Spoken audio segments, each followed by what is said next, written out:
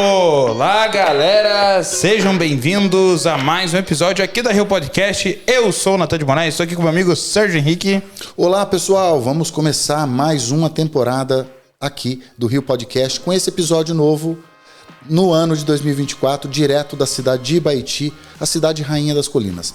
Sempre trazendo assuntos importantes para eternizar bons momentos. Para você que está assistindo esse episódio, não deixa de se inscrever no canal, comentar, curtir. Hoje a gente vai falar de coisa maravilhosa, coisa importante para você, para sua saúde, inclusive para sua família também. Eu estou com um convidado especial que tirou um tempo legal aqui para a gente, o Dr. Tássio Lima Luzzi Tavares, especialista em médico da família, esposo da Mayra, pai do Fernão. E tem um canal também no YouTube, Doutor Idoso. Já faço convite para vocês se inscreverem lá no canal dele. Ele fala de dicas importantes, principalmente sobre dor. Então, para você que está assistindo, se sente dor ou conhece alguém, fica até o final, que hoje a gente vai falar de coisa maravilhosa. Obrigado, doutor, pela oportunidade. Obrigado por estar presente, tirar um tempo tão precioso, que eu sei que sua vida é muito trabalhosa, está sempre nas atividades, na correria, e conseguiu tirar um tempo dedicado a nós. Recém-chegado em Ibaiti, né, veio de Goiás, né? Isso. Tem uma trajetória também no Exército, ajudando a nossa sociedade, protegendo e ajudando também toda a instituição. Obrigado por estar presente e Deus te abençoe. Dá um alô aí pra gente de boas-vindas. Obrigado, Sérgio. Boa noite a todos que estão assistindo aí esse podcast. Gostaria de agradecer muito esse convite.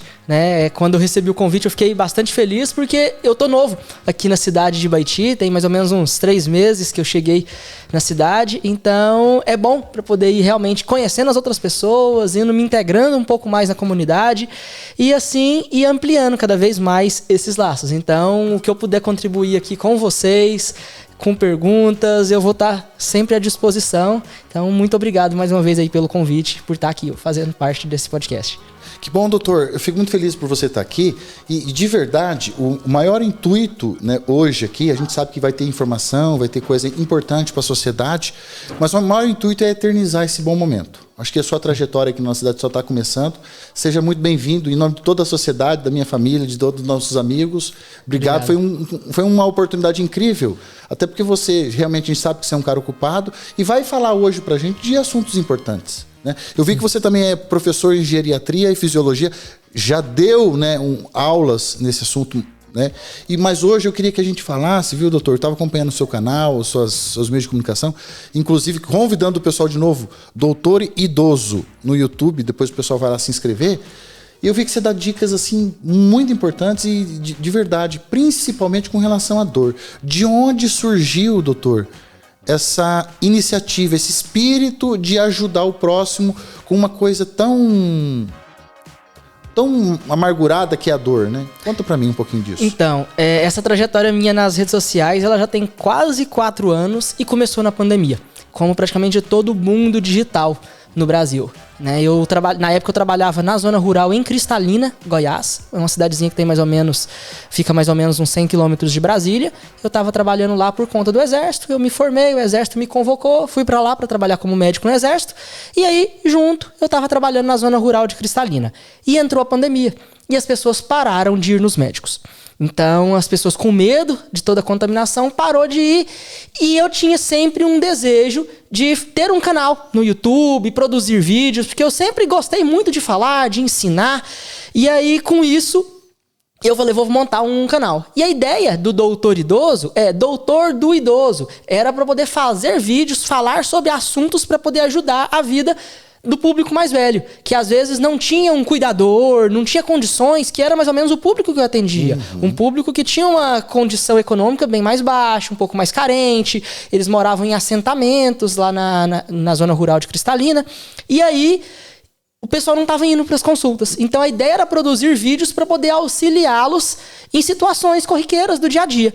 E aí, com o passar dos meses, a interação, o engajamento das pessoas que me seguiam, começaram a ter muitas perguntas relacionadas a dores no corpo, que é algo unânime dentro, principalmente quando a gente vai envelhecendo, né? Parece que a dor começa a fazer parte do pacote do envelhecimento.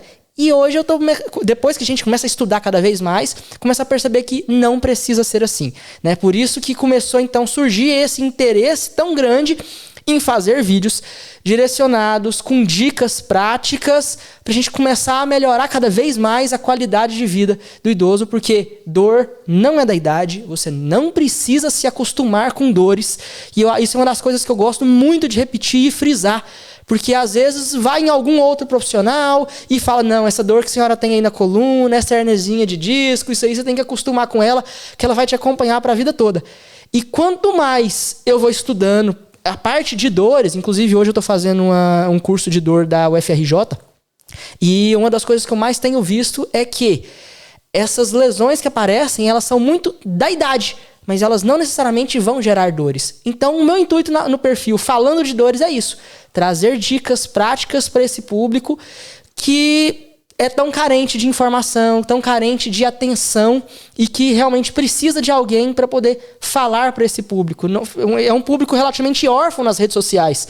Poucas pessoas falam, né? Então, foi mais ou menos assim que surgiu o Doutor Idoso, mas focado na parte de dores. Hoje eu dei uma expandida, né? Antes eu falava só para o público 60 mais.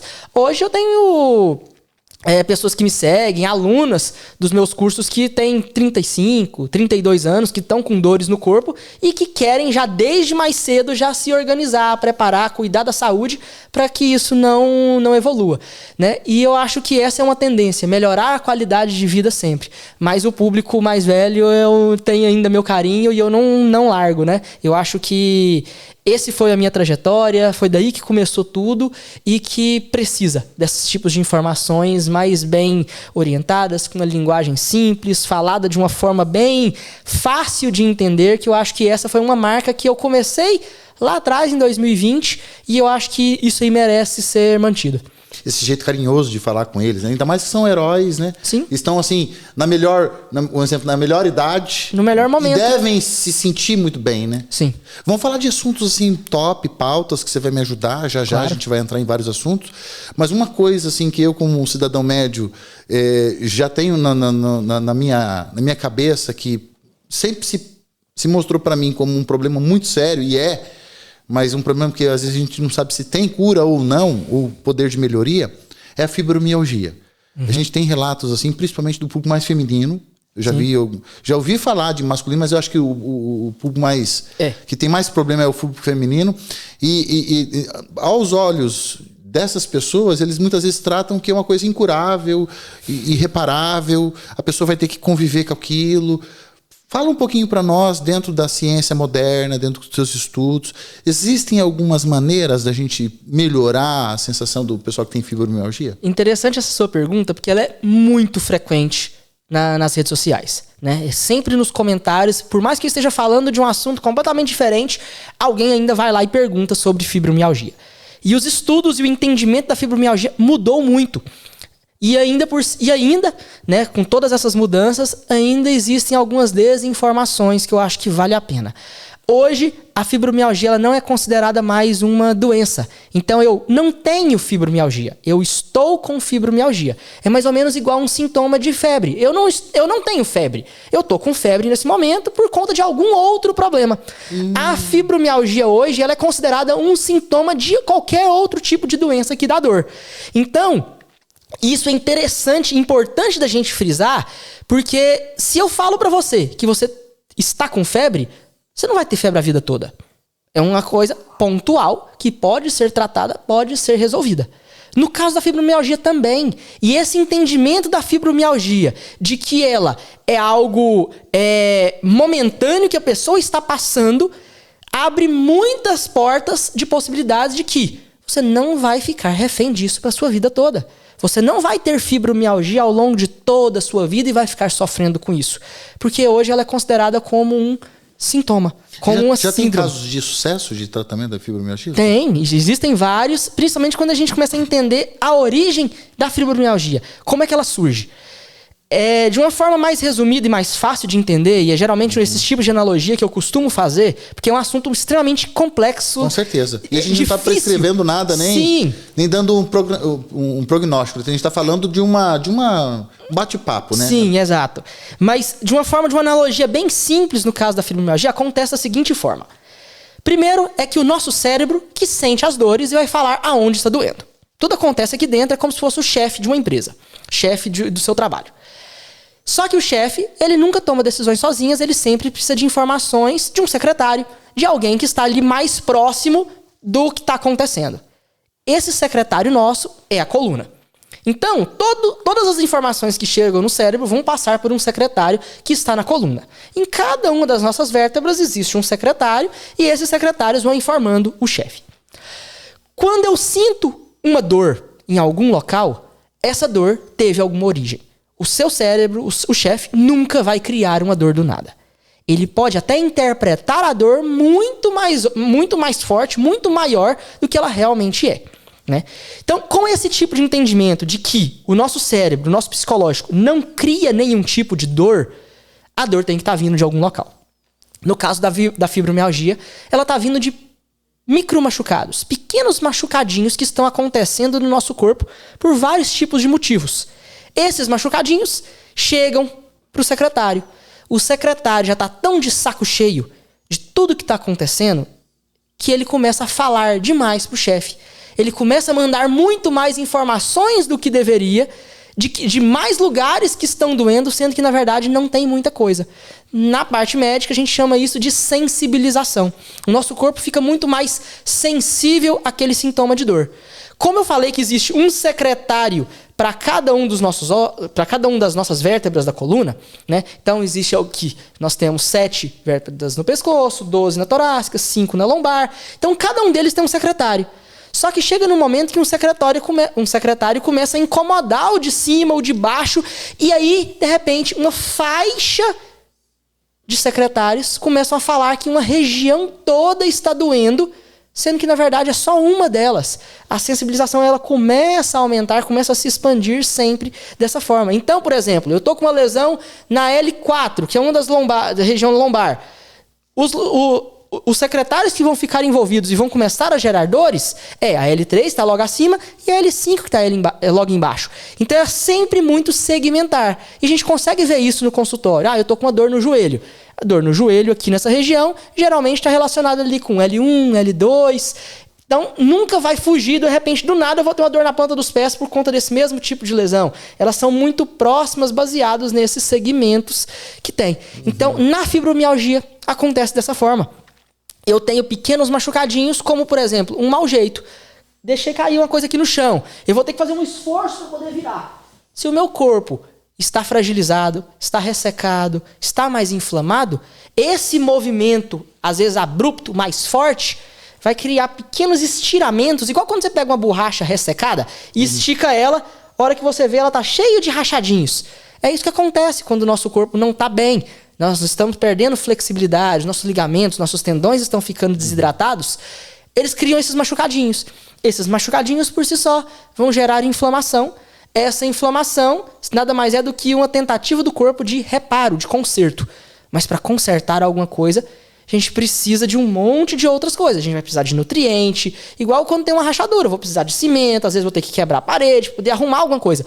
No nosso corpo é igual. E se a gente não tem essa matéria-prima para poder reparar, a inflamação continua lá, pedindo mão de obra, pedindo matéria-prima. E isso nunca chega, porque você está com o seu corpo desorganizado. E aí esse machucadinho fica sempre mandando sinal, sempre incomodando. É um funcionário que está sempre incomodando o secretário. O secretário fica de saco cheio, começa a falar demais pro chefe que aquela região não dá, não tem o que fazer. Está muito dolorida. E aí o cérebro começa a sentir cada vez mais essas dores. Então é por isso que a fibromialgia ela é muito conhecida como momentos em que hoje eu estou doendo o cotovelo, amanhã é o dedinho, depois foi o pescoço, cabelo. Depois cabelo, parece que a ponta do cabelo está doendo, está dolorido. E isso fica mudando, porque cada um desses locais são machucadinhos que estão informando um secretário que já está extremamente sensibilizado, de saco cheio, de tantos problemas que não consegue ser resolvido, porque a inflamação não acaba, não melhora, por inúmeros motivos. Então, é por isso que a fibromialgia, quando a gente tem esse tipo de entendimento, a gente vê que isso não é algo para a vida toda. A gente precisa de sensibilizar o corpo da pessoa, melhorar as formas dessa inflamação diminuir, melhorar a forma de gerar uma melhor nutrição, para essa nutrição ter matéria-prima para poder realmente fazer o conserto e melhorar o quadro do paciente.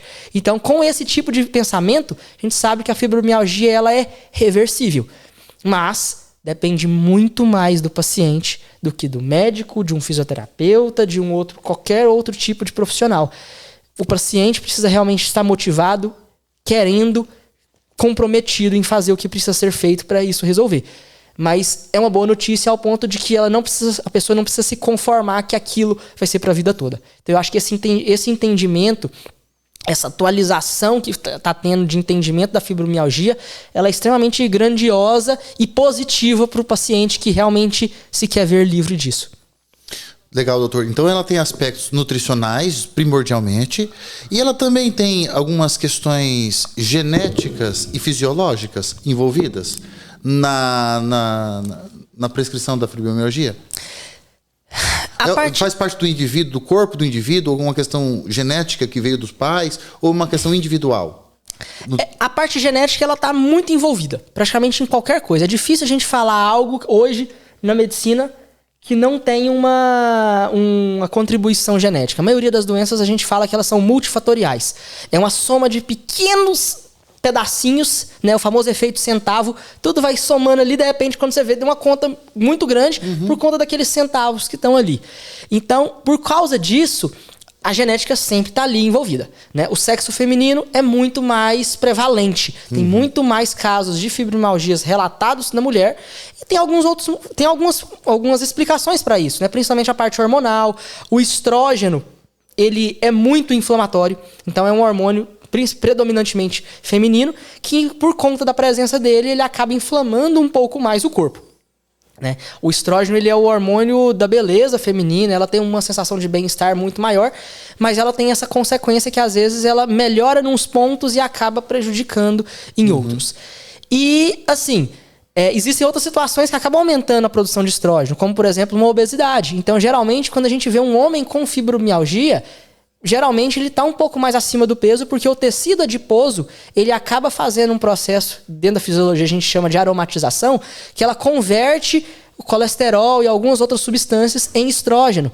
Então é por isso que geralmente um homem, quando ele começa a ficar um pouco mais obeso, começa a ter um pouco mais de desenvolvimento de mama, né? Não a mama igual a da mulher, mas começa a ter um acúmulo maior de tecido gorduroso, tecido adiposo, na região mamária, por causa do estrógeno. Então ele acaba tendo um pouco mais de inflamação pela presença de estrógeno e também por conta disso ele acaba tendo uma tendência também maior a desenvolver uma fibromialgia. Mas assim, eu não posso dizer que todo homem obeso vai ter fibromialgia, porque é multifatorial. Tem diversos fatores envolvidos na situação. Mas no caso disso, a gente sabe-se que a parte hormonal também contribui. Mas a parte genética tem um ponto. Só que existem outros fatores que eu acho que contribuem muito mais. Como, por exemplo, a parte psicológica. A gente sabe que a fibromialgia hoje ela tem uma força, principalmente por conta da ansiedade, do estresse, do nervosismo, da irritabilidade, de uma má qualidade de sono. Isso interfere e influencia muito. E um dos motivos é aquele que eu falei, que é a parte da sensibilização. O nosso cérebro não cria dores, ele aumenta. Então, quando eu estou mais irritado, mais ansioso, a sopa de neurotransmissores está acontecendo dentro do nosso cérebro, deixando o nosso pensamento mais acelerado, está acontecendo e está aumentando tudo. Então, o secretário, às vezes, nem a culpa é dele. A culpa é muito mais, às vezes, do cérebro pela ansiedade. E a gente já chama isso de sensibilização central. Quando a culpa é do secretário, é uma sensibilização medular. Quando a culpa é do cérebro, é uma sensibilização central, né? O centro está com um problema, aonde o secretário fala A, o cérebro interpreta como e aumenta tudo. Então é por isso que a gente precisa realmente cuidar muito do nosso psicológico. A nossa ansiedade interfere demais no nível de dores, o nosso nível de estresse, má qualidade de sono. Isso aí realmente é muito evidente que interfere, né? Tem um sintoma da fibromialgia chamada fibrofog, né? Que é como se fosse fog de nevoeiro, nublado, e da fibromialgia. Então é uma turvação mental ali, onde a pessoa começa a ficar um pouco meio confusa, não consegue entender as coisas que estão acontecendo, às vezes fica um pouco mais aérea, e isso tudo consequências desse nível, às vezes, de ansiedade, de nervosismo, de estresse, de irritabilidade, que não deixa ela realmente processar e fazer com que o conteúdo que está sendo falado, abordado, entre claro no nosso cérebro. Então, sim, a parte psicológica tem uma contribuição para a fibromialgia muito grande. Doutor, já entrando nesse assunto, onde você falou que o cérebro nosso ele pode potencializar a sensibilidade, já existe alguns estudos onde a ciência pode amenizar através de tecnologia, de eletrônico, de energia, choque, alguma coisa assim, onde pode mudar a percepção de dor, por exemplo, em casos como esse e outros assuntos. A ciência já está usando essa questão, o controle cerebral, através de eletromagnéticos, enfim, para poder amenizar a dor do indivíduo? Ou não, isso não está no nosso alcance? Tem, mas a maior parte ainda são estudos preliminares, não tem nada realmente muito efetivo, né? O que hoje, na parte prática, para se prescrever no consultório, que a gente sabe, são algumas medicações, né, que a gente chama de neuromoduladores, que vão tentar diminuir um pouco esse nível da sensibilização. Que são aqueles medicamentos mais clássicos que a gente conhece, como amitriptilina, nortriptilina, gabapentina, pregabalina, que eles fazem diminuir... Como é que eles agem? Eles diminuem o impulso, a velocidade de informação que o secretário informa o chefe e a forma como o chefe interpreta tudo isso. Então esses medicamentos são tão utilizados para fibromialgia por esse motivo. Só que tem um ponto importante. Esses remédios não são prescritos para serem usados a vida toda. Ele é prescrito para um momento.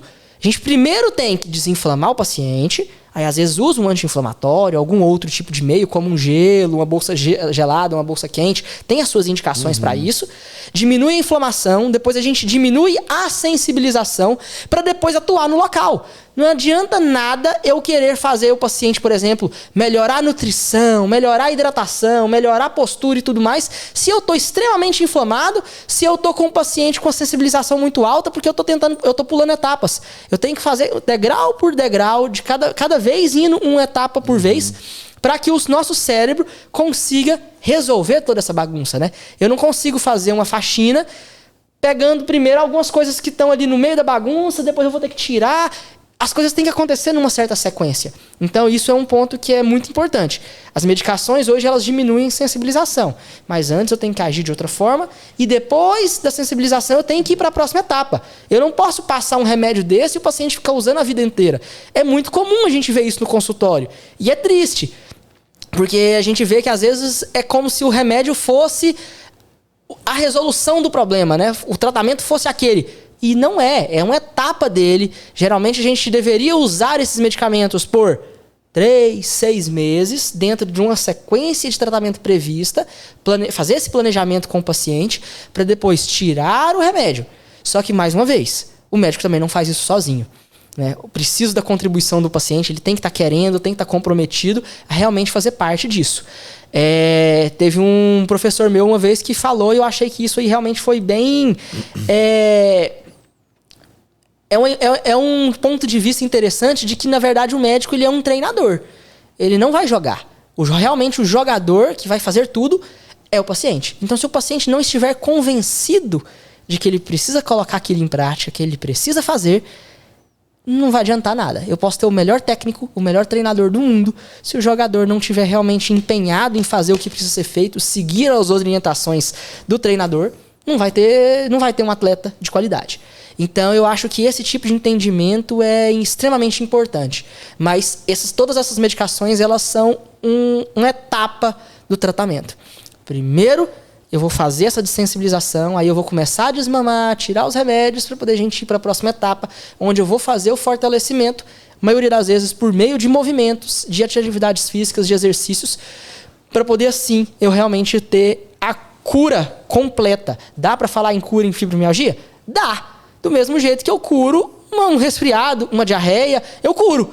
Ela pode voltar depois? Eu posso ter de novo? Posso. Se eu não cuidar realmente de tudo da mesma forma como eu estou cuidando para curar, se eu relaxo, deixo as coisas acontecerem de qualquer jeito, vai voltar novamente. Então eu consigo curar aquilo de uma forma pontual e se eu tiver uma boa manutenção, aquilo realmente vai ser duradouro. Se eu relaxar, deixar as coisas para depois, pode voltar tudo de novamente. Legal, doutor. Como é que a gente pode colocar a questão de intolerância alimentar dentro dessa pauta? Até porque a gente sabe assim, que muitas vezes assim, o indivíduo às vezes tem uma intolerância a algum tipo de princípio, por exemplo, até o cloro que vem na água. A pessoa corta uma coisa, corta outra, corta uma coisa, corta outra, mas às vezes está bebendo uma água que tem cloro e ele tem intolerância a isso. A intolerância alimentar tem a ver com a fibromialgia? Não de uma forma ali direta, né? Ela contribui. Um paciente que tem, por exemplo, uma dor no joelho, com alguns problemas alimentares, essa dor pode ficar ainda mais intensa. Um problema alimentar, uma má alimentação, alguns alimentos que são extremamente inflamatórios, que a gente entende e sabe disso hoje, pode fazer com que esse nível de dor na fibromialgia fique maior. Ele não contribui para o surgimento, ele contribui para poder aumentar essa bola de neve que vai crescendo cada vez mais, né? Então, essa parte alimentar é extremamente importante e a gente tem que cuidar disso, né? Cada vez mais a gente está entendendo. Mas um ponto que eu acho que vale a pena a gente frisar e deixar isso aí bem evidente para as pessoas que estão escutando. Na internet, estão criando ondas e ondas e ondas de vilão na alimentação. Existem inúmeros vilões ali que não pode isso, não pode aquilo, e a gente não pode ser tão radical. Às vezes, aquilo é extremamente prejudicial para a saúde de uma certa pessoa, por conta de condições individuais dela. Mas uma outra pessoa que às vezes vive e mora com ela, não vai ter problema nenhum com isso, né? Então, alimentação, nós somos o que nós alimentamos. Só que o nosso intestino, ele foi feito para se virar com o que está entrando ali dentro. Então ele vai ter seus mecanismos de formas de resolver. Não significa que uma pessoa vai passar mal com o remédio, que a outra vai passar também. Isso é muito individual. Tem pessoas que vão continuar tomando leite, que é um alimento que está se tornando o vilão das redes sociais, da internet. Todo mundo, quando quer ter um pouquinho mais de engajamento e um pouquinho mais de sucesso na hora que está falando, fala que o leite é inflamatório, a gente não deveria estar... Sim, quando a gente começa a puxar a parte evolutiva, o ser humano é o único animal mamífero que toma leite depois que ele está adulto. Todos os outros animais ingerem leite quando são bebês. Só que a gente para poder ver que, uma vez que você está tomando leite regularmente e está fazendo esse uso, o seu corpo está se ajustando e adaptando com isso e não vai ter problema nenhum com isso, né? E eu gosto de usar muito o exemplo do meu pai, que meu pai adora tomar leite, ele toma quase 1 litro de leite todo dia e não tem problema nenhum com isso. Ele é um ponto fora da curva? Não, tem muitas pessoas que são assim. A gente não dá para poder vilanizar um tipo de alimento, uma dieta, um suplemento, alguma coisa de uma forma geral, porque isso depende muito de pessoa para pessoa. Mas o que é um ponto que eu acho que vale a pena falar de alimento, principalmente do leite? Se você é uma pessoa que está tomando sempre e não tem nenhum tipo de consequência e problema disso, continua. Tá fazendo bem para você, aquilo faz parte da sua rotina, faz parte da alimentação. A gente sabe que o leite é extremamente benéfico do ponto de vista de cálcio que nós precisamos, principalmente para poder gerar esse cálcio para os nossos ossos. A gente sabe da osteoporose, principalmente para o público feminino, o quanto isso é perigoso, isso é assustador. As fraturas de fêmur são responsáveis por até 76% das mortes de idosos, né? Um idoso que cai e quebra o fêmur, 76% deles vão a óbito em até 2 anos. Então é uma estatística muito triste. E a gente cuida disso melhorando a osteoporose, né? Mas, voltando para o leite. Então, se você está habituado a tomar, o seu intestino nunca parou de produzir lactase, que é a enzima que quebra o leite. Agora, não tomo leite tem 15 anos. O médico falou que eu preciso tomar leite por causa da osteoporose. Eu tomei, tive um mal-estar, minha barriga ficou estufada, aumentou meus gases, as minhas dores parece que aumentaram. Não toma. Existem outras opções para a gente fazer esse tipo de reposição. de uma forma natural, de forma alimentar, alimentos de folhas verdes escuras. Então você vai ali comer um alface, um brócolis, uma rúcula, uma couve, espinafre, acelga, folhas verdes escuras. Isso aí tem muito magnésio e muito cálcio nesses alimentos. Então existem outras opções fora do clássico leite, laticínios em geral, queijo e tudo mais.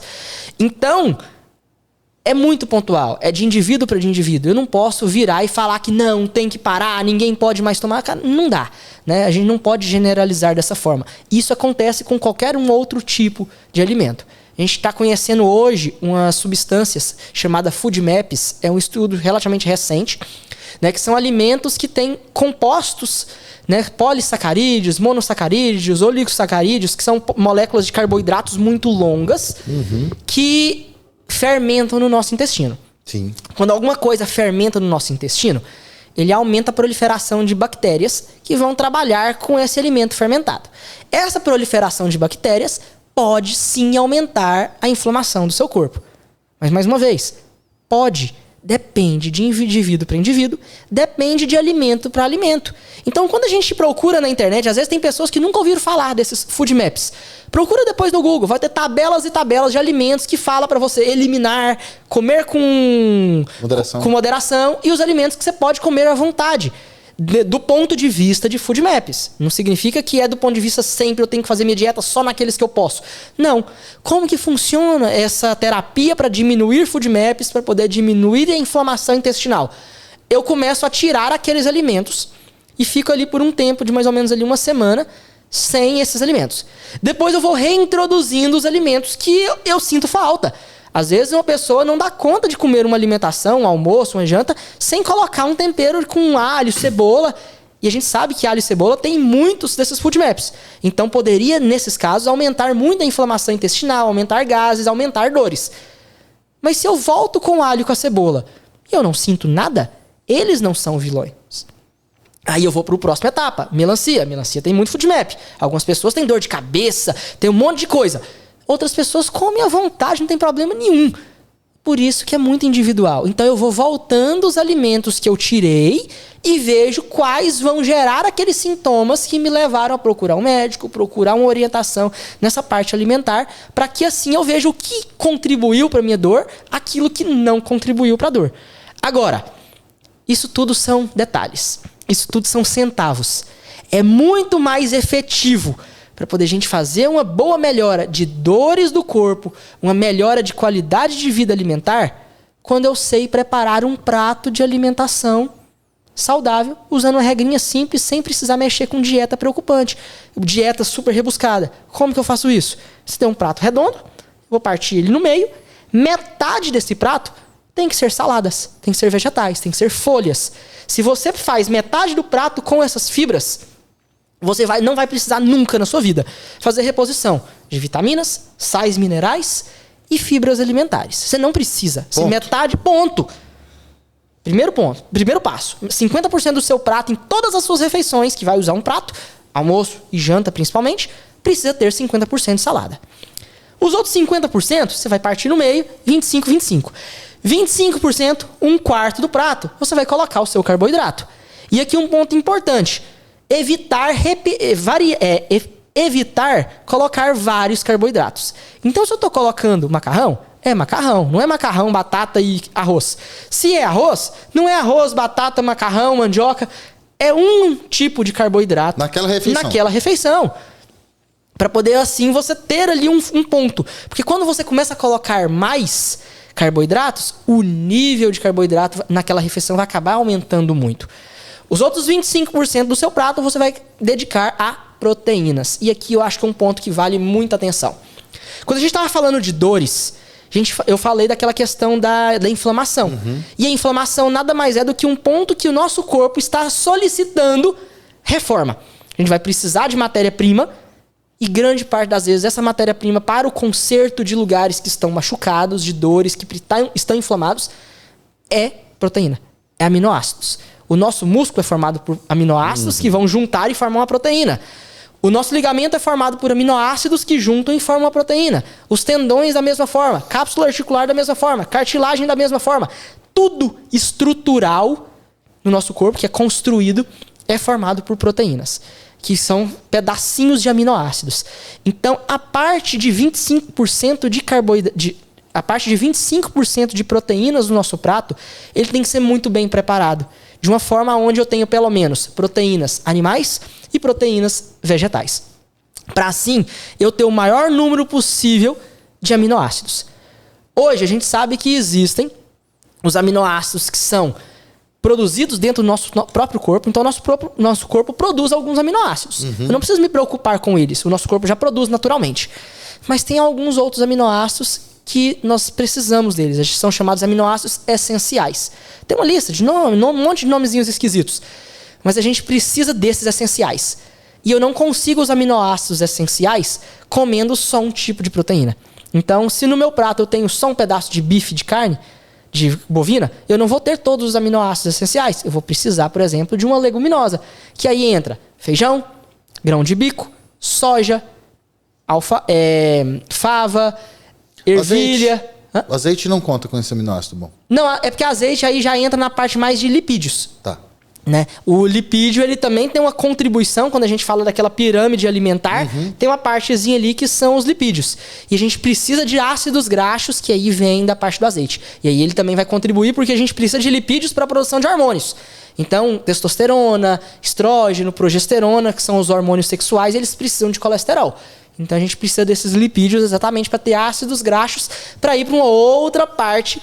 Mas agora, falando de proteínas, a gente precisa desses da proteína animal e da proteína vegetal. Então as leguminosas, que são coisas que nascem em vagens, né, que são produzidas quando a gente planta, a gente retira eles de vagens, aquilo ali tem muita proteína. Como, por exemplo, a soja. A soja é um alimento completo. O grão de bico é espetacular. Você pode praticamente, às vezes, fazer uma refeição só com grão de bico, que ela vai ter todos os aminoácidos essenciais estão ali dentro daquele grão de bico. Do mesmo jeito que, por exemplo, um pedaço de carne bovina tem muitos deles, não todos. Por isso que a gente precisa realmente dar muita atenção para os aminoácidos, para as proteínas no nosso prato. Então, quando você faz isso, eu não preciso ficar preocupado, eu tenho que arrumar isso, com mais isso na alimentação, mais uma porçãozinha disso. Pega um prato, divide em 4, 2 partes salada, uma de carboidrato, uma outra parte de proteínas. E dê atenção à proteína para ser proteínas de qualidade. Quando você tem essa parte de proteínas de qualidade, você tem matéria-prima. Na sua obra não vai faltar cimento, água e tijolo. Você tem tudo para poder fazer a sua obra, fazer a parede, para poder subir essa construção. Aí você vai precisar de trabalho, de funcionários para isso. Aí entra uma outra parte, né, que a gente vai estimular o sangue a levar essas células produtoras para poder fazer esse conserto, né, que é uma outra etapa no tratamento de dores. Mas a parte de alimentação ela é importante demais. E é como eu falei, aqueles outros detalhes de alimentos que inflamam, de alimentos que prejudicam isso, aquilo, é uma pontinha ali do iceberg. A gente não pode dar um foco muito grande nisso, como se isso fosse resolver todos os seus problemas. Não. O que resolve o seu problema é ter uma alimentação rica em todos esses de uma forma balanceada. Legal, doutor. Doutor, vamos falar agora aqui pro nosso público, que o assunto tá interessante. Tô gostando, rapaz. Tá uma aula, né, doutor? Tá uma aula. Eu acho que esse programa vai ser muito importante, vai ajudar muita gente. E a gente queria entrar agora num assunto, tipo assim, de forma popular e essencial e de grande demanda. Eu acho que você pode discorrer um pouquinho sobre isso, para a gente resolver muitos casos sobre enxaqueca. Enxaqueca é um problema crônico, de muita gente reclama demais. Eu vejo o sofrimento desse público. Inclusive, queria mandar um beijo para minha tia Isa, que minha tia Isa tem enxaqueca. Acho que ela vai estar assistindo esse episódio, com certeza que eu vou estar mandando para ela. Mas eu gostaria que você falasse um pouquinho para a gente, de forma mais básica e rápida, o que são os principais pontos da enxaqueca, algumas dicas que você poderia dar para essas pessoas, um insight, uma ideia inicial para a pessoa buscar ajuda. Tá. Um ponto de entendimento que a gente está tendo da enxaqueca hoje é que ela é uma doença de vasos, vascular.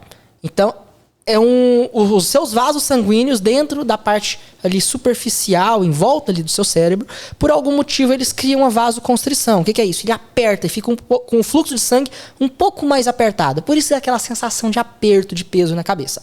Né? Como é que a nossa cabeça? A gente tem o couro cabeludo, logo depois tem o osso, e aí depois vem a parte interna, que é uma capinha que reveste o cérebro. O cérebro em si não dói. Inclusive, quem tiver curiosidade pode olhar vídeos no YouTube, principalmente, de pessoas que estão fazendo cirurgias, neurocirurgias no cérebro, onde o paciente está acordado, às vezes até mesmo sem anestesia. Porque o cérebro mesmo não dói, não temos sensibilidade nele. Agora, as meninges, que é a capa que reveste o cérebro, ela é extremamente nervada e ela dói bastante. E a gente começa a perceber que tem uma correlação com isso. Tanto com essa parte, quanto com a parte muscular que a gente tem em volta. A nossa cabeça, abaixo do couro cabeludo, nós temos uma camada de músculos muito finos. Inclusive, a gente tem algumas pessoas que conseguem mexer um pouco ali a cabeça e tudo mais, decorrentes desses músculos que são bem fininhos, mais frágeis. A gente não tem tanto uso, mas eles estão lá e eles podem causar uma contração. E aí a gente tem um outro tipo de dor de cabeça que a gente chama de cefaleia tensional, de tensão, que essa musculatura se contrai muito, né? Então, a gente começa a o entendimento que nós temos de dores de cabeça, de cefaleias, elas estão avançando cada vez mais nesse tipo de entendimento. Da parte da enxaqueca, né? Que a gente chama também, tem outros nomes como migrânia, né? A cefaleia, que geralmente ela fica mais reservada para um dos hemisférios, é um do lado da cabeça, o som, o barulho incomoda bastante, você quer ficar de olho fechado, caladinho, quietinho num canto, porque essa enxaqueca, que é geralmente causada por problemas de vasos sanguíneos, ela tá causando essa vasoconstrição. Existem algumas dicas para isso, que é tentar evitar com que esses vasos sanguíneos se contraiam, principalmente na parte da manhã. Né? Já tem alguns vídeos circulando na internet sobre isso. No meu perfil já falei alguns vídeos sobre isso. Mas às vezes é interessante quando antes de você levantar da cama, para evitar com que esses vasos sanguíneos se contraiam, você tá ali deitado na cama, de repente você vai para a borda da cama e coloca a cabeça um pouco mais para baixo, para poder o fluxo de sangue às vezes forçar um pouco mais e descer um pouco mais para o cérebro. Quando isso acontece, é uma medida bem mais simples, bem caseira, mas que tem muitos resultados em algumas pessoas. Que acontece? Como você aumenta a quantidade de sangue ali no seu cérebro por um tempo curto, você vai ficar ali por 30, 40 segundos, ele vai dar uma dilatada maior e forçar com que seus vasos sanguíneos fiquem um pouco mais túrgidos, mais cheios. Logo depois você levanta e vai fazer suas atividades diárias.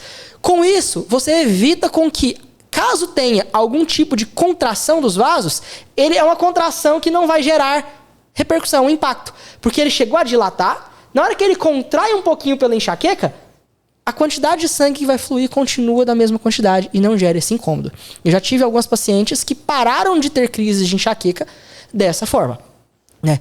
Uma coisa que acaba falando a favor disso é que um dos medicamentos que a gente usa para evitar enxaqueca é o propanolol.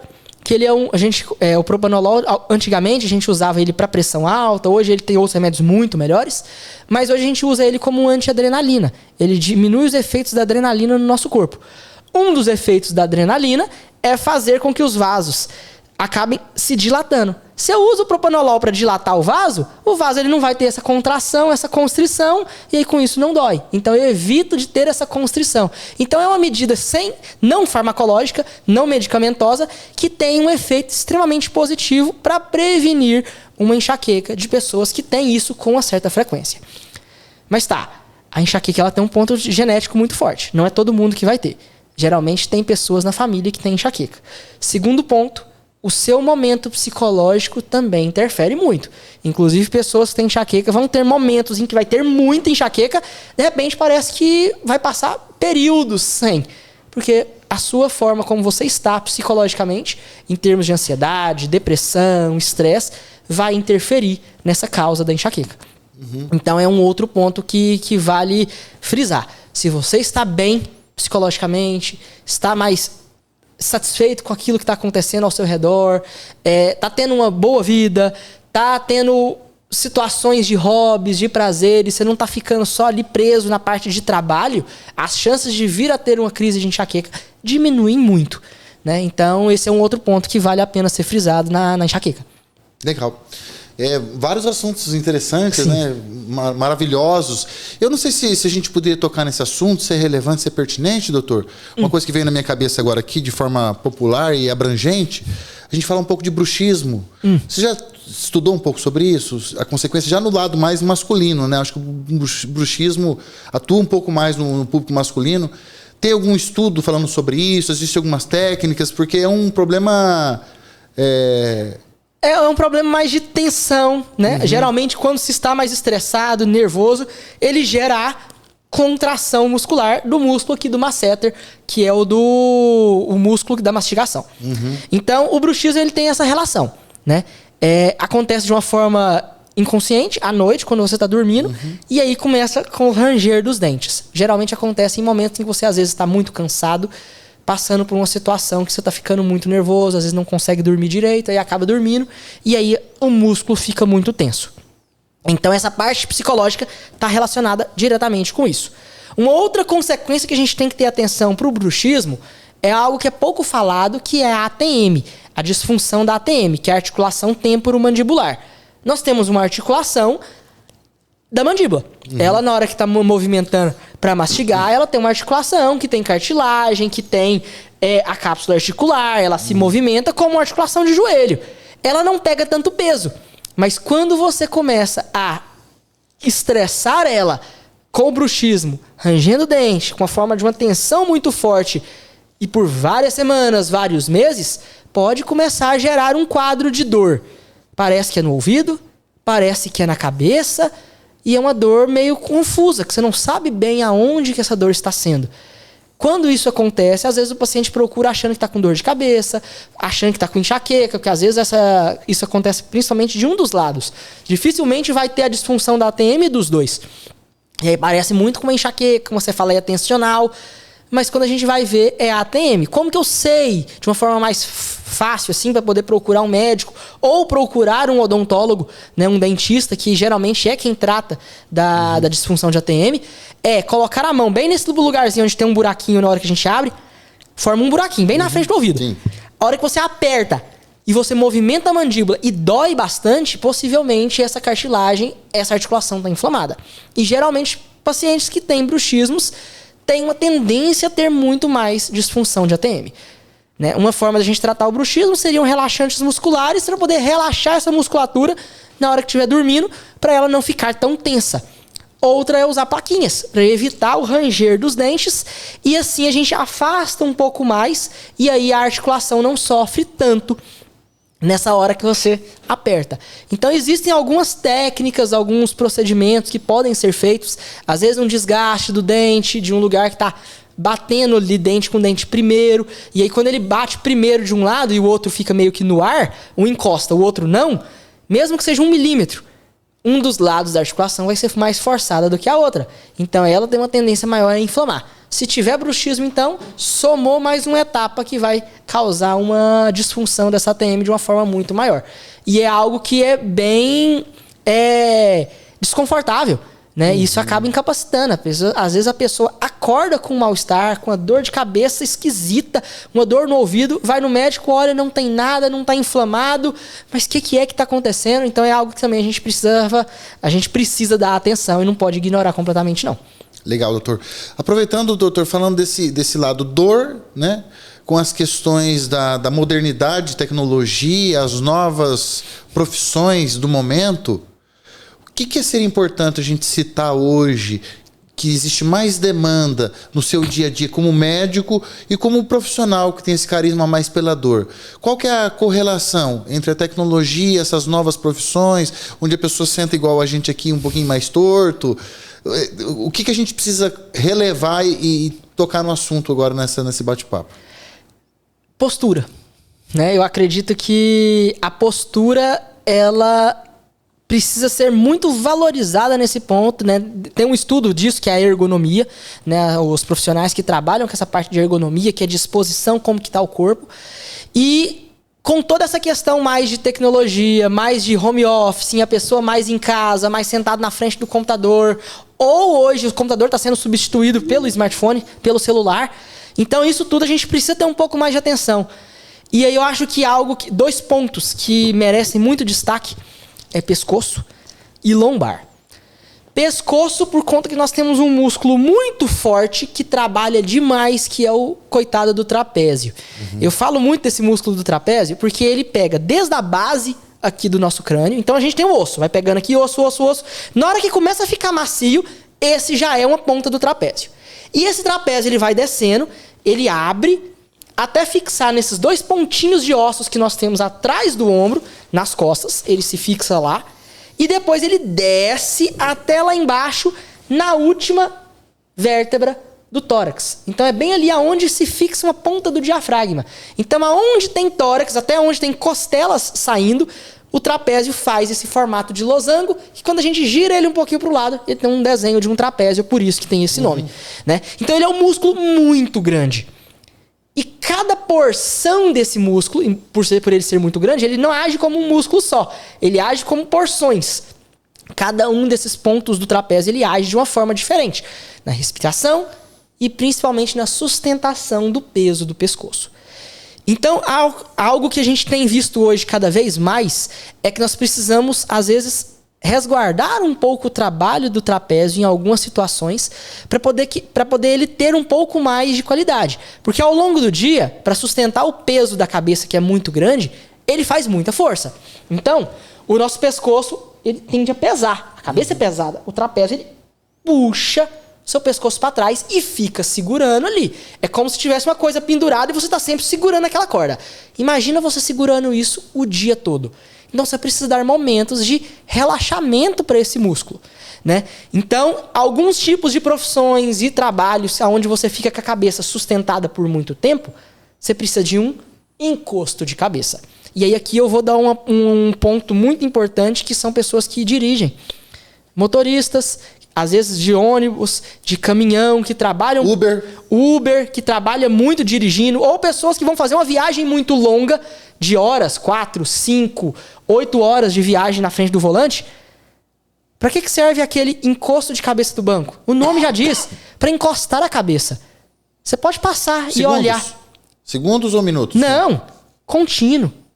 Você precisa relaxar nesses momentos longos com o pescoço. Poxa, mas o banco tá lá atrás, eu vou ficar olhando para trás? Aí que tá. A posição do banco, na maioria das pessoas que estão dirigindo, está numa posição errada. Ela não precisa ficar 100% ali vertical.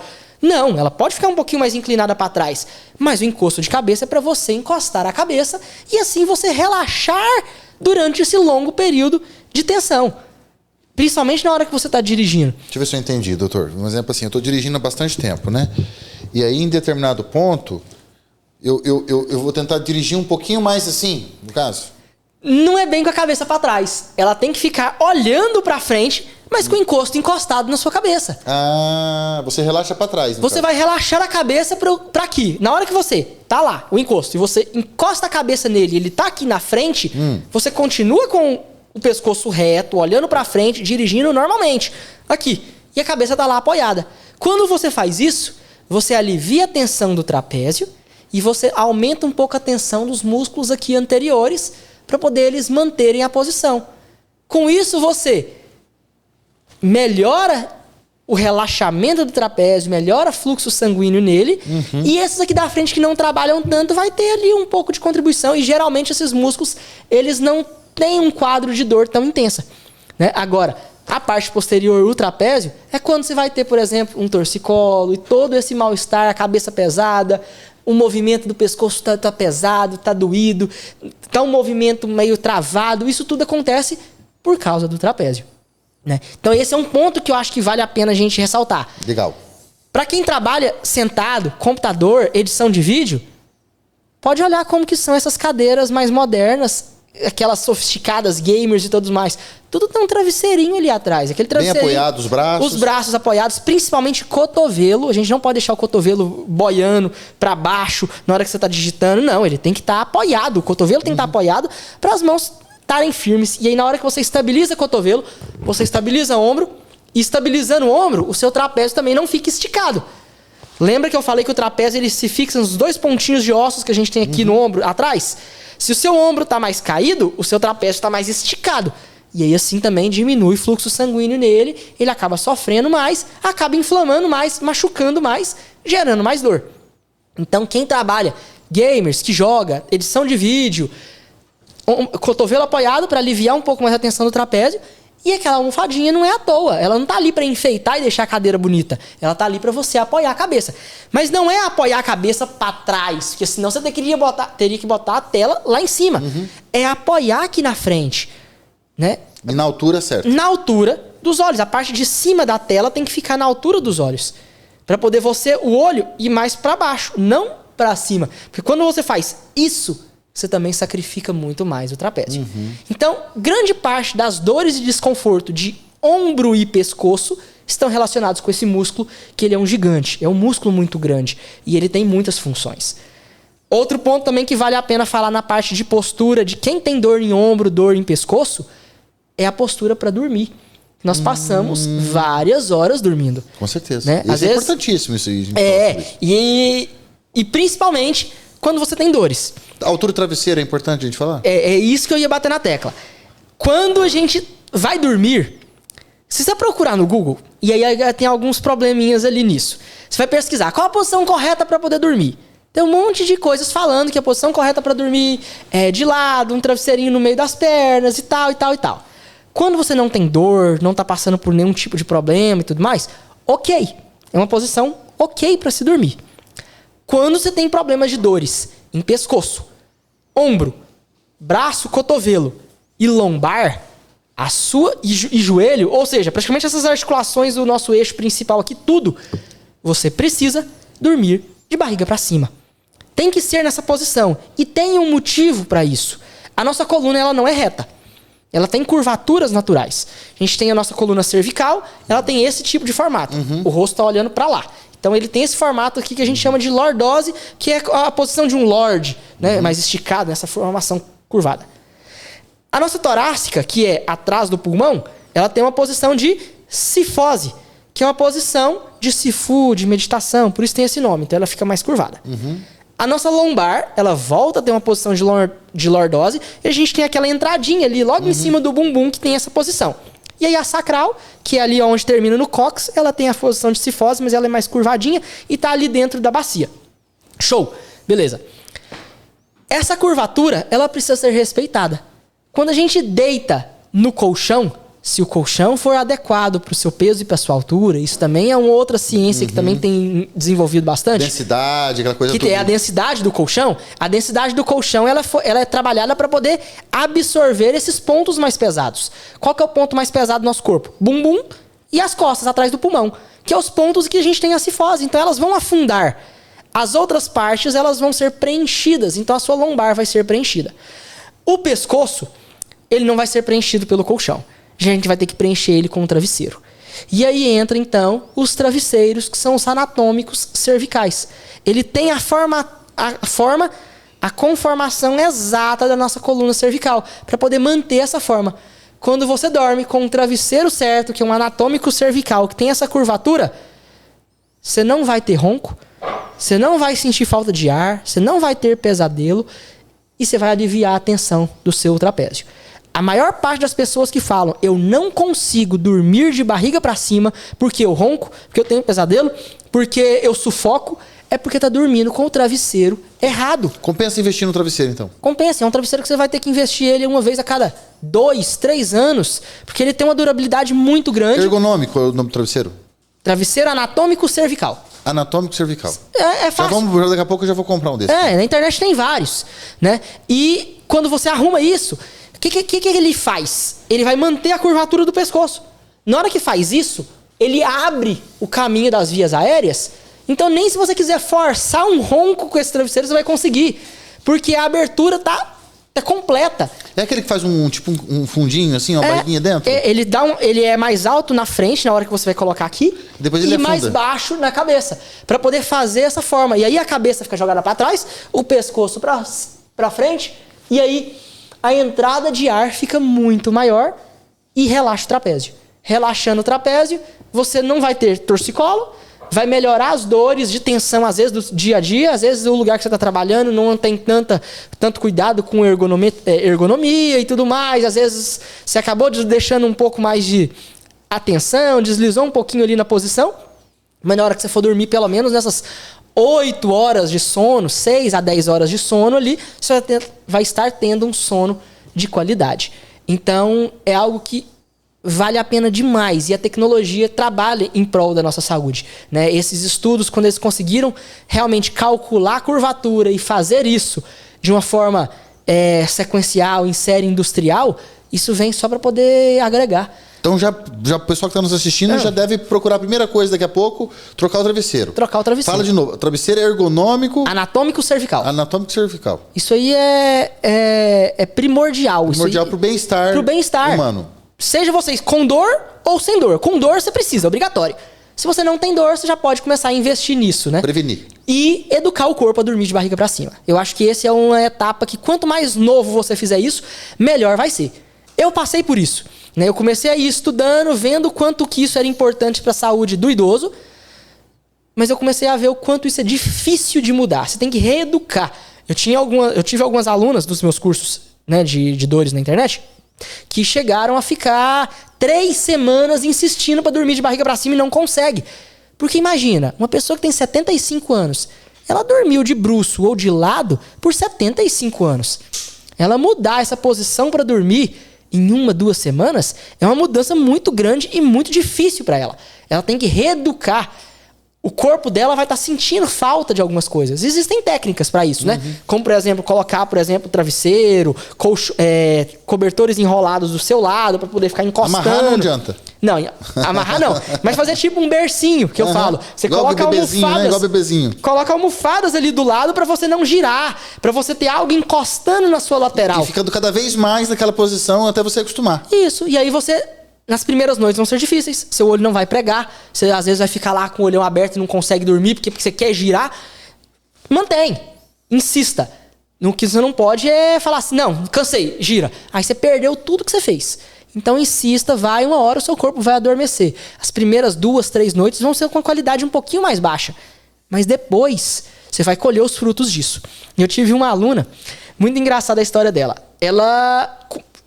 entrou na minha turma do curso e falou, tá, o doutor tá falando, eu entrei no curso, paguei pra isso, vamos lá, né, vamos seguir as orientações. Só que eu acho que isso não vai adiantar, não. Mas fez. Continuou firme ali, 2, 3 semanas dormindo de barriga pra cima, só que ela falava que ela ainda sentia falta, parecia que ela tava faltando um aconchego. Falei, não, essa noite vou dormir de lado. Ela dormiu de lado, acordou no outro dia travada. Falei, cara, eu tava bem. Tudo que eu já tava fazendo, que o doutor tava falando pra me desinflamar, pra melhorar a postura, já tava funcionando. Eu já tava muito bem, né? As minhas dores do pescoço, a dor na lombar, dor no ombro, já tava quase zerada. Dormi um dia de lado, eu meio que perdi tudo que eu fiz. E isso acontece. Se você fizer essa mudança e começar a reeducar o corpo pra dormir de barriga pra cima, quando você fizer um teste... E eu te convido a fazer esse teste. Não vai fazer mal, não vai atrapalhar, não vai quebrar, não vai estragar, não vai romper nada.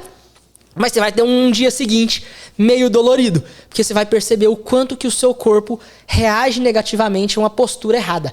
Eu falo que a gente tem que voltar para a nossa forma anatômica de quando a gente nasceu. Que a nossa coluna tem a forma certa. E quando a gente dorme de lado, a gente dorme embarcado, curvado. E isso atrapalha essa curvatura. Quando a gente volta para ela, o nosso corpo sente e percebe o quanto que isso é benéfico. O quanto isso alivia a musculatura. E grande parte das dores que a gente sente hoje, elas não são por artrose, desgaste, hérnia de disco, não. As dores que a gente sente hoje, na 98% dos casos, são por lesões e problemas musculares, por conta disso que a gente está falando. Postura errada, micro machucados, estresse muito alto, ansiedade muito grande, alimentação inadequada. A gente falou de alimentação, mas eu não falei que o carboidrato é muito inflamatório também. O arroz em grande quantidade, macarrão em grande quantidade, ele aumenta muito a inflamação, porque ele é só glicose, só açúcar. E esse açúcar, ele vai gerar uma inflamação muito grande porque ele desidrata, ele seca. Vocês sabem como que faz um doce cristalizado? Você pega um pedaço de fruta, mergulha ela dentro do açúcar e larga lá. O açúcar vai puxar a água que está dentro da fruta, a fruta vai secar, essa água que sai cristaliza o açúcar em volta da fruta e você vai ter um doce cristalizado. Olha. Porque o açúcar, ele puxa água. E isso está acontecendo no nosso corpo. É isso que acontece com o coitado do paciente que tem diabetes, que está com nível de açúcar altíssimo. Ele está banhado de açúcar no corpo dele, tudo está perdendo água para o sangue, suas células, a sua pele fica mais seca, o seu suor fica estranho, o seu intestino fica mais ressecado, a sua boca fica mais seca, porque tudo perde água para o sangue. O seu sangue começa a puxar a água de todas as suas células, porque tem muito açúcar ali dentro. Então você começa a ir desidratando, e isso gera inúmeras consequências, inclusive inflamações. Então, no grosso modo, tudo isso está diretamente relacionado com a parte de dores. E a gente tem que ter um pouco mais de cuidado com relação a isso. Legal, doutor. Doutor, eu vi o seu canal recentemente que você fez um vídeo falando sobre o dedo. Como é que funciona esse negócio do dedo e para que serve? Conta um pouquinho pra gente. Aquela técnica do dedo, o que tem a ver isso aí com os ligamentos, com o corpo? É muscular, é científico, é uma questão de bem-estar? O que cita para nós um pouquinho desse nome dessa técnica e para que ela funciona. Essas questões aqui do movimento dos dedos, nada mais é do que um alongamento. Tá. Né? É bonito de falar. A gente já começa falando sobre alongamento, é uma coisa importante. Isso, importantíssimo. E o que é o alongamento? O nome já fala, alongar. Eu vou esticar algo. Quando eu estico algo muito, mas não ao ponto de romper, de machucar, eu crio um limite de proteção para aquela articulação. Tá. Então eu vou dar um exemplo. Eu tô aqui, deixei cair alguma coisa, eu vou lá para poder pegar. Quando eu faço isso, eu vou esticar algo para poder alcançar. Ou, por exemplo, tem uma coisa muito alta, eu vou ter que me esticar muito ali. Às vezes a gente até sente um mal-estar, um desconforto, dá uma fisgada nas costas quando você estica demais. Por quê? Porque você esticou muito os seus ligamentos, os seus tendões, ao ponto dele lesionar. Fazer aqueles micro machucadinhos que eu falei. Agora, quando eu alongo um ligamento, um tendão, de uma forma natural, em repouso, de uma forma saudável, tranquila, ele sabe que até aquele ponto ele vai bem, porque eu já deixei ele preparado para aquilo. Aí, qualquer movimento que eu fizer menos do que esse alongamento máximo, eu não vou ter lesão. Então eu meio que preparo o meu corpo para o pior cenário possível de algo esticado. E dificilmente ao longo do dia eu vou chegar nesse nível máximo. A não ser que eu tenha um acidente, um estiramento, algo de alta energia. Uma emergência que você precisa fazer uma ação. Aí vai ser algo de alta energia e aí tem uma chance de lesionar. Né? Agora, dentro das atividades normais do cotidiano, se você preparou aquela articulação sua para fazer aquilo naquele alongamento máximo, tudo que você for fazer no seu dia vai estar ali antes de chegar ali naquele limite máximo. E aí com isso você protege. Então, na parte dos dedos, da mão, principalmente pessoas que trabalham com trabalhos manuais, mulheres que costuram, crochê, bordado, digitação, pessoas que trabalham com ferramentas, apertando algo, horta, aqui em Ibaiti, que tem muita colheita, principalmente pessoal que colhe goiaba, café, que eu atendo muito lá na Vila Guaí, pessoal que tem que apertar e vai arrastando ali o galho de café para pegar aqui. Você está trabalhando muito, comprimindo. Então, a sua parte flexora, que é essa parte da frente aqui dos braços, trabalha muito. E a parte de trás, que é a extensora, que vai abrir os dedos, também trabalha. Então, eu preciso fazer com que elas fiquem preparadas para esse trabalho tão intenso. Então, é para isso que eu vou precisar fazer o alongamento do antebraço. Quando eu ponho esse movimento aqui para frente, eu estou esticando ao máximo os meus tendões e os meus músculos flexores. Então eu estou esticando ele aqui. Quando eu puxo para baixo, eu estou esticando a parte de cima aqui dos extensores. Então eu equilibro. Eu preparo os de baixo, preparo os de cima, para poder qualquer tipo de movimento de força que eu for fazer, eles estarem preparados para aquilo. E aí qualquer tipo de movimento, a chance de gerar um quadro de lesão é muito baixo. E isso funciona para quem está sofrendo com um quadro de tendinite, um quadro de lesão de esforço repetitivo, que é o quadro de Lehr, né, que ali nos inícios dos anos 2000, 2010, falava-se muito disso, né, de reabilitação, ergonomia, entrou nessa parte de poder... Porque tinha muitos pacientes, muitas pessoas, muitos profissionais aposentando por conta de uma tendinite, por conta de Lehr. E que depois eles viram que nada mais é do que ajustes de posições, de alongamentos antes da atividade, que te protege e evita isso. E trata. Quem está sofrendo, se fizer, vai resolver. Quem não tem nada, se fizer, evita de ter. O alongamento é primordial, então. Se você dá um conselho para quem está em casa hoje, antes de mais nada, além de fazer exercício físico, comer bem, dormir bem, aquela coisa toda, o alongamento, então, seria, assim, primordial. Você precisa deixar esse recado pro mundo... Primordial. Mas aí entra um pontinho, o pulo do gato. Se eu faço um alongamento de um tendão, de um ligamento que está ressecado, eu posso ter uma lesão. Não é recomendado. Então eu preciso hidratar esses músculos, esses ligamentos, essas cápsulas articulares antes de ir pro alongamento. Por isso que as coisas não são simples. Né? Não é simplesmente pego um vídeo na internet, faço tal coisa e vou resolver meus problemas. Não é assim tão preto no branco, né? Não é tão certo. Eu preciso... Tem todo um trabalho que a gente precisa fazer para poder te dar uma qualidade de vida. Porque senão você pode acabar se lesionando. Poxa, mas eu tava fazendo uma coisa que falaram que é bom, que melhora. Só que você tem que cuidar do seu corpo e você tem que saber que tem algo, uma receita para ser seguida. Um passo a passo importante. Então, dentro disso que o senhor está falando para mim... Né, de uma dica, de algo que eu acho que tem que ser falado. Hidrate-se bem antes. Água. Beba água na quantidade certa primeiro, por mais ou menos ali uma semana, se hidratando bem, para depois você começar com sequência de alongamentos. A hidratação não é momentânea, a hidratação é quase um tratamento. É um trabalho, porque o seu rim, ele só trabalha seguro. O seu rim, se você beber hoje 5 litros de água, normalmente você tava bebendo ali por volta de 1,5 litro, 1,2 litros. Num dia você falou, não, vou beber muita água, vou beber 5 litros hoje. O seu rim vai jogar todo esse excesso de água que você bebeu a mais fora. Por quê? Porque ele fala, não, eu tô acostumado com 1,5 litro, pra que eu vou receber 5 litros? Eu não vou acostumar. Isso aí acho que é algo momentâneo, é hoje. O seu rim, ele não acredita em você. Ele é meio cético, ele demora uma semana ali pra poder dar o braço a torcer de que você mudou os seus hábitos.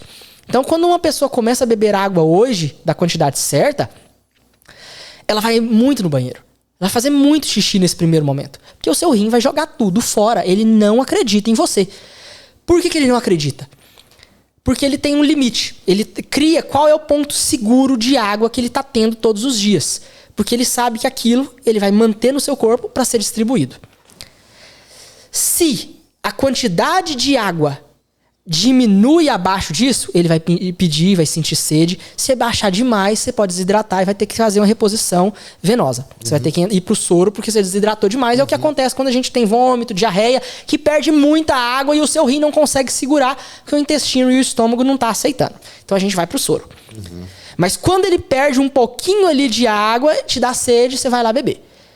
Poxa, eu bebo água só quando eu sinto sede. E possivelmente você está bebendo pouquíssima água ao longo do dia. Seu rim está trabalhando com pouca água. E ele está indo bem ali, está fazendo malabarismo. Isso é bom? Não, isso é péssimo. Ele está sacrificando água que está indo para um monte de lugares. 80% da água do nosso corpo vai para o cérebro. O cérebro consome muita água. Depois vai para os seus órgãos mais internos. Pulmão, fígado, estômago, o próprio rim, pâncreas, coração.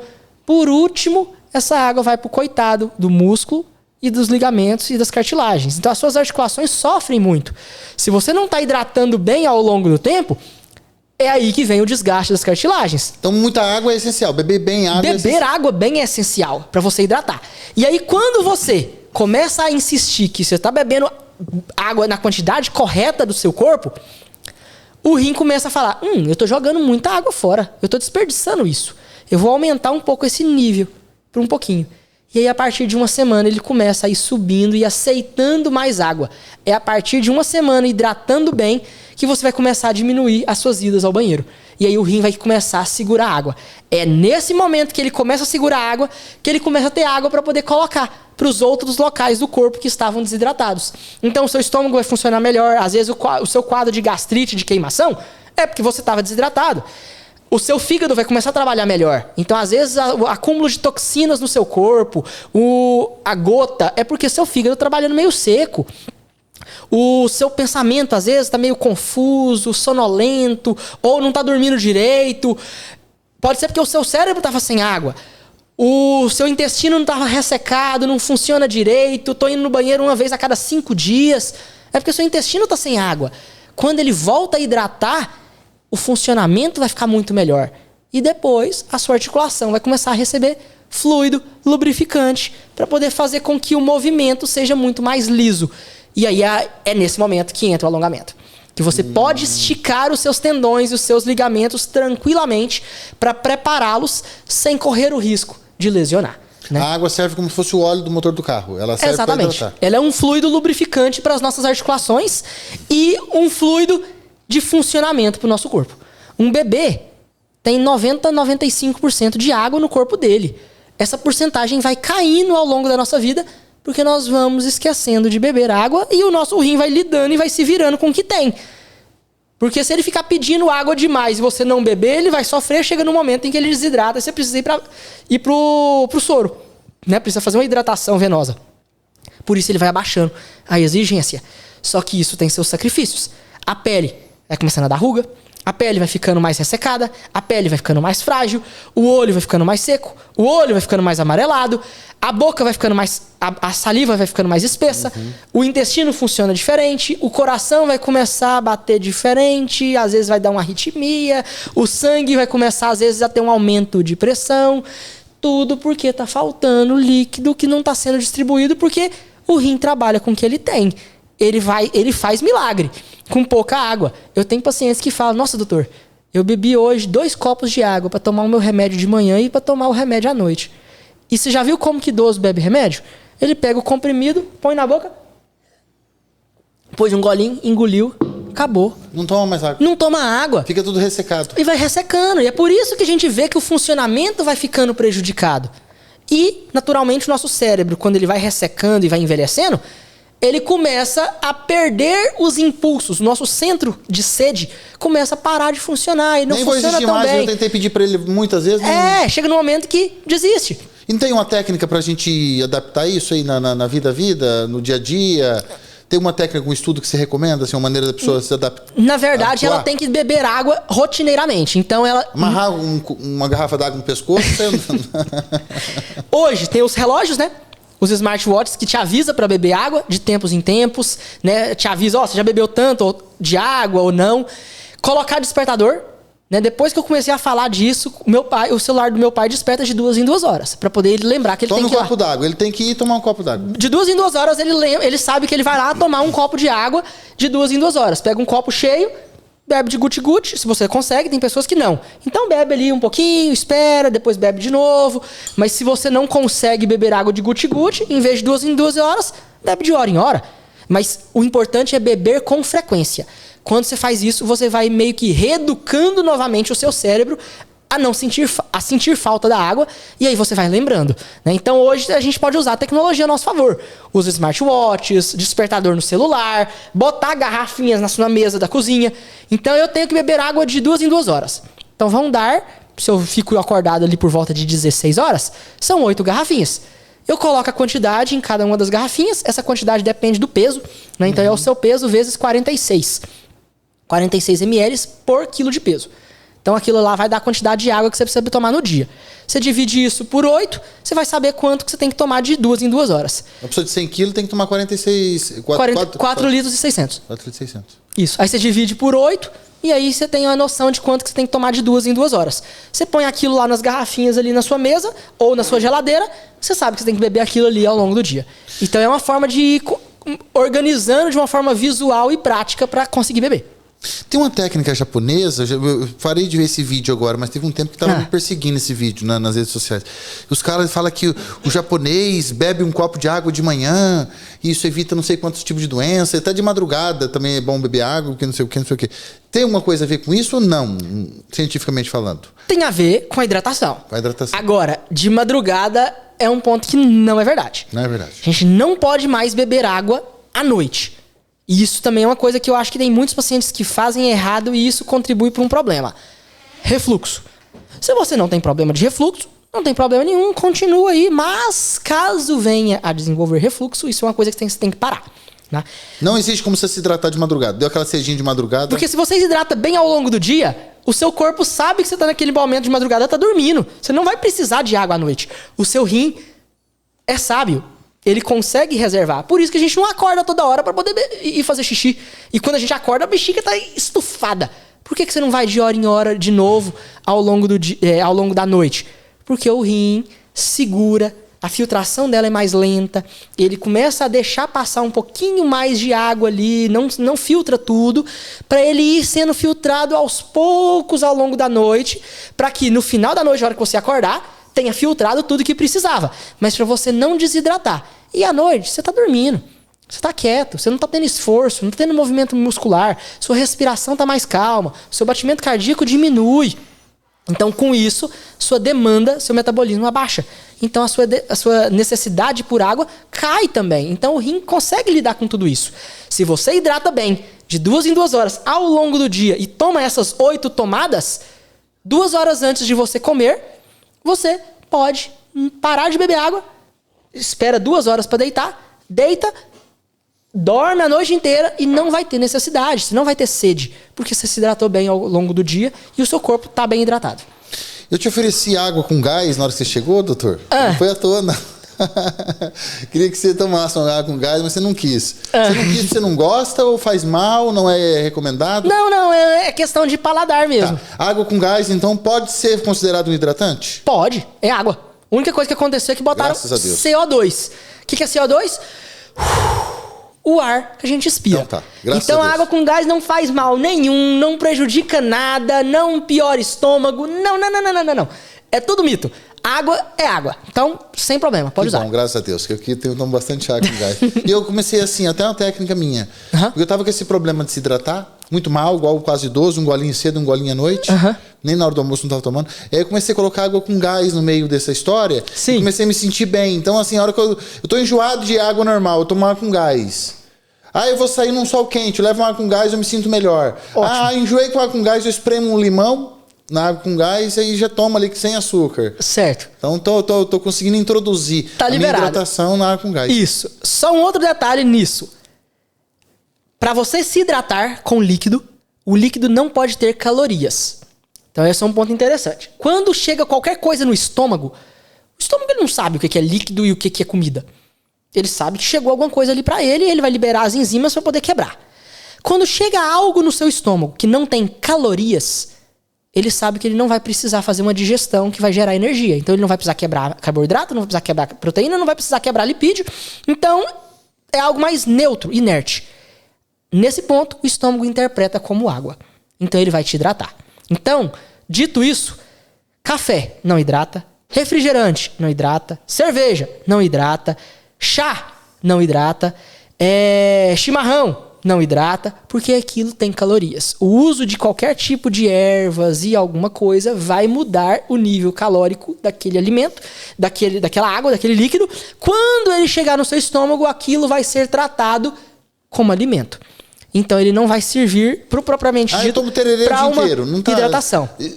Considera que está hidratando um pouco, mas não é o ideal. Não é o ideal. Porque você está colocando calorias junto com a água, o seu corpo está interpretando aquilo como comida. No final das contas, aquela água vai ser absorvida, vai gerar uma hidratação, só que ela demora. Quando você bebe um copo de água puro, pode esperar, você vai perceber. Daqui mais ou menos ali 30, 40 minutos no máximo, você já vai estar querendo fazer aquele xixi daquele copo de água que você bebeu. Porque ele passa rápido e é absorvido e pronto. Quando você come algo, por exemplo, uma sopa, daqui a 40 minutos você não vai dar vontade de fazer xixi. Mesmo que tenha a mesma quantidade de água que um copo. Por quê?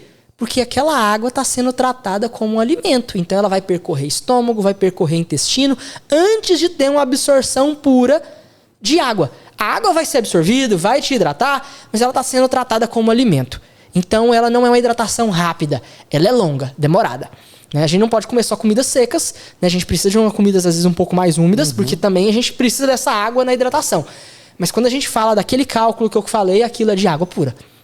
Água sem caloria. Doutor, nós estamos chegando, infelizmente, nos finalmente, até porque a gente já está acima do horário que você tinha a autorização da Mayra, né? O Fernão tá lá também, tá querendo o papai. Então, assim, vamos marcar para uma outra data? Claro. Porque esse assunto eu acho que a gente tinha que fazer, inclusive, merecia ser semanal. Mas vamos ver se a gente consegue fazer com uma certa frequência, para não tomar um pouco do seu tempo com a família, para a gente abordar uns temas legais, de grande demanda, que você sente. Falar das especialidades, falar das tecnologias da medicina, as coisas mais importantes, primordiais. E sinta-se de portas abertas aqui sempre no nosso programa. Seja agora que você é nosso conterrâneo aqui de Baiti, você está aqui com nós, a gente vai ter muitas oportunidades. Sim. Me perdoe se eu falei em algum momento. Não, que isso, foi E ótimo. Me interagi demais, assim, espero que o pessoal que está nos seguindo aí, inclusive, viu, pessoal, você que está nos assistindo, que ficou com alguma dúvida, e lembrando que o doutor não está prescrevendo nada, não está dando nenhum tipo de veredito final. Ele está dando um bate-papo como um amigo. Genérico, né? Um genérico, um bate-papo aleatório. Mas não deixe de se inscrever lá no canal do YouTube. Manda um recado, pessoal, de seguir nas redes sociais. Sim, então... Como é que pode seguir você no Instagram, no YouTube? Manda aquele alô pra galera, aquele recado final, uma coisa que a gente pode estar esquecendo. Um beijo pra família, um beijo pros pacientes lá da Vila Guaí. Pois é, agradecer mais uma vez, então, esse convite, essa oportunidade. E realmente o assunto foi bacana. A gente realmente entrou em temas muito interessantes, muito importantes de ser falado, de, às vezes, pontos de mitos do senso comum, erros que as pessoas acabam cometendo, curiosidades que muitas pessoas, às vezes, nem sabiam, e a gente conseguiu abordar isso aqui de uma forma bem prática, bem simples, sem nenhum tipo de programação, planejamento, foi bem espontâneo, eu não sabia nem o que você ia me perguntar, e a gente foi se virando. Nós conhecemos uns 3, 4 minutos antes, não tinha roteiro, não tinha script, nada, né, doutor? Você foi me perguntar do exército, né, então, eu nem falei um pouco dessa parte minha, de experiência profissional antes, mas a gente falou de assuntos muito interessantes que merecem ser aprofundados de outras formas, ir por outros caminhos, porque sempre tem algo para se falar de saúde. No teu canal as pessoas vão ter muito acesso a essas informações? Sim. Né? Para quem quiser me procurar nas redes sociais, pode ficar à vontade, e eu tô em todas elas. Então, Instagram é doutor.idoso, Facebook, doutor idoso, TikTok, doutor.idoso, no Kawaii também tô lá com os mesmos vídeos, é doutor idoso, no YouTube da mesma forma. Então, doutor idoso você me encontra em qualquer rede social, e eu vou estar produzindo os conteúdos, os vídeos, para poder estar postando sempre. Respondendo dúvidas? Respondo dúvidas, principalmente nos comentários. Eu pego geralmente as dúvidas dos comentários e acabo transformando em vídeos, né? Então, às vezes, eu não te respondo ali direto, porque se vocês observarem, no Instagram eu tô com 190 mil seguidores, no TikTok eu tô com 130 e tantos, no Facebook 175 mil seguidores. Então, é muita gente, é muito comentário, no direct é a mesma coisa. Então, na hora que eu abro o direct, às vezes até tristeza, que tem 80 comentários, então eu vou indo ali na sequência das pessoas que me mandaram, eu vou respondendo e tal, mas não dá realmente para dar aquela atenção. Mas uma coisa que eu me comprometo sempre nas redes sociais é ler tudo. Todos os comentários dos vídeos eu leio. Eu sei o que você me falou. Às vezes eu não consigo responder de uma forma direta, mas aquele comentário eu tô sabendo dele, e se for realmente um assunto importante, pertinente, uma coisinha diferente, eu vou falar sobre aquilo, eu vou fazer um vídeo, né? Eu tô retomando agora com a minha produção de vídeos, como teve a mudança, né? Eu sou de Goiás, né? Nasci em Orizona, uma cidadezinha que tem 15 mil habitantes. Manda um beijo pro pessoal de lá. Pessoal de Orizona, então, um abraço. Eles vão acompanhar os vídeos depois, quando sair, né? E for liberado. Meu pai e minha mãe que estão lá em Orizona. Depois fui para Cristalina, que fica ali próximo, né? Que é perto de Brasília, que é onde a família da minha esposa está. E aí, em Cristalina eu fiquei 7 anos, então grande parte das pessoas que me seguem também estão lá. E aí agora eu vim aqui pro Paraná, para Ibaiti, depois que eu passei no concurso da prefeitura, estou trabalhando lá na Vila Guaí como médico. E aí agora eu retomei a produção de vídeo. Então logo eu devo retomar com as lives. E aí lives, a gente tem essa possibilidade de tirar dúvidas, responder comentários, você coloca ali no chat e aí eu tô lendo e consigo te responder. Então, me acompanhando em qualquer uma dessas redes sociais, eu vou estar ali disponível para poder a gente realmente bater um papo. Inclusive colocar o sininho no YouTube lá. Obviamente. Colocar todas as atividades lá, todas. Que é sempre que curtir alguns posts seu para ficar em evidência também, né, doutor? E aí o YouTube, o Facebook e o Instagram percebe que você gostou dos meus vídeos, e aí com isso ele vai estar sempre mostrando um vídeo novo, né? A minha tendência agora é voltar com essa produção, então todo dia eu vou dar um videozinho ali de mais ou menos 1 minuto, 1 minuto e meio, novo, falando sobre dores. Então, fiquem à vontade. Convido vocês a me seguir lá, Doutor Idoso, que será super bem-vindo. Doutor, de verdade, obrigado novamente pela participação. Foi maravilhosa, superou minhas expectativas. Sem roteiro, sem script, não foi difícil. Não, foi Então, já suave. Você que está nos assistindo, você viu que o doutor esteve aqui, encarou o convite, prontidão, foi uma coisa surpreendente. Não sabia do que se tratava, qual programa que era, e aceitou o convite, veio para cá, fez essa participação aqui em prontidão, ficou eternizado esse bom momento. Quero agradecer vocês que estão aqui até agora. Se tiver alguma dúvida, comenta, segue lá no Doutor Idoso em todas as plataformas. Não esqueça que esse programa, esse episódio, é um oferecimento do Estúdios Rio aqui de Baiti, para você que é profissional, celebridade, autoridade, uma pessoa que quer promover o seu imóvel, o seu negócio de forma institucional, de forma comercial. Fale com o Natan e o Rafael. Marketing e audioprodução aqui em Baiti é Estúdios Rio. Beleza? Não deixe de se inscrever no canal. E é isso aí. Estamos chegando no finalmente. Obrigado pela oportunidade de ter vocês aqui e até a próxima. Valeu, pessoal. Um abraço.